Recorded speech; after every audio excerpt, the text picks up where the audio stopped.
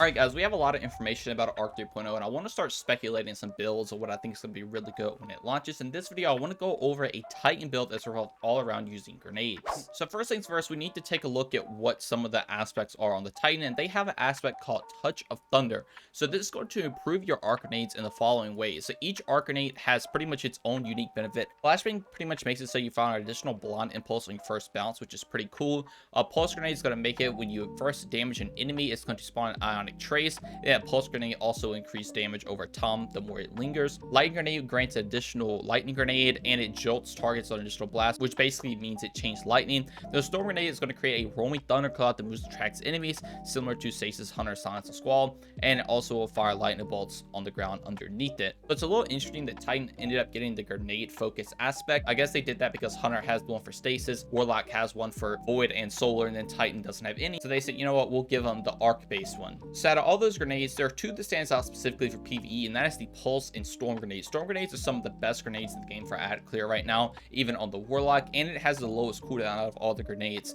Pulse grenade is also good though because you will get that increased damage over time, and you spawn ionic traces. So I don't know if this means every time it pulses an enemy, it will spawn an ionic trace, or just if you hit a bunch of enemies with one pulse grenade, will it spawn like 5 ionic traces, or is it only going to spawn 1? If you don't know, ionic traces are the things that give your ability energy back once you pick them up. They are very, very strong, and if you want to make a grenade focus build, getting those ionic traces back to get your grenade back as fast as possible would be really good. Now, if we're talking grenade focus builds, Armamentarium is actually going to be very strong for this because you just gain an additional grenade. This is going to be really good if you have something like Demo to get your grenades back. Just having 2 grenade charges is just insanely strong. If you have 2 pulse grenades that are spawning ionic traces, you can get your grenade back pretty fast. Now, the other notable mention is Heart of Inmost Light. Obviously, when you use your abilities, you're going to basically empower all your other abilities by giving them more cooldown, more damage. But the problem with this is if you're really focusing on grenades itself, you're not going to really worry about using your melee or your barricade a lot. I want to actually just use grenades, so this is why I would recommend Armamentarium. But we are getting a new class ability for the Titan, which may make it easier to proc Heart of Inmost Light. We'll just have to wait and see, but those are going to be your 2 go-to exotics for that. I'm going to start off with Armamentarium though to see how it works. Now, thing to note with Armamentarium, Light Grenade is going to grant an additional Lightning Grenade, which if you wear Armamentarium, you could very possibly have 3 grenades. Now, the reason I say this, obviously we've had things in the game before we could have 3 of the abilities if you pair them together.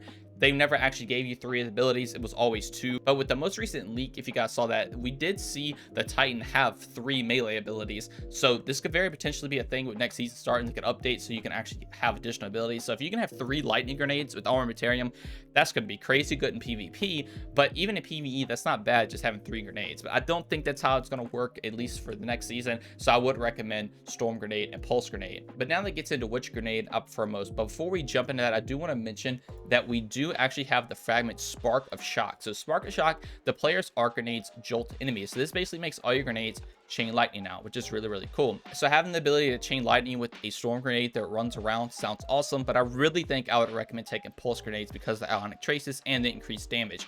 If we jump over to my character, we can take a look at the build I kind of have set up. It's very, very simple. This is nothing too crazy, but we have an elemental ordnance mod, which basically means when you get a grenade kill that matches your subclass type, you will spawn an elemental well. So that means you're going to spawn arc elemental wells. So if you run 3 of these, you see I have 3 on all of these pieces of armor and run bountiful wells, you're essentially going to be spawning 4 arc elemental wells every time you get a grenade kill. Then I also just have seeking wells to obviously make those wells track to me. So what this is kind of doing now is, since the pulse grenade is going to hit an enemy, not only is it going to kill that enemy to spawn your arc elemental wells that track to you, it also is going to spawn an ionic trace that tracks to you, which is gonna give you at least 70% of your grenade energy back if I had to guess. And if you're running 2 grenades with Armamentarium, you're gonna have almost infinite uptime with the grenades, especially if you are running a demo weapon. You will have infinite uptime on all your grenades, and you could just spam grenades everywhere. On top of that, you are going to be jolting enemies everywhere with Spark of Shock, and I'd imagine when we see more fragments and we get more additional details,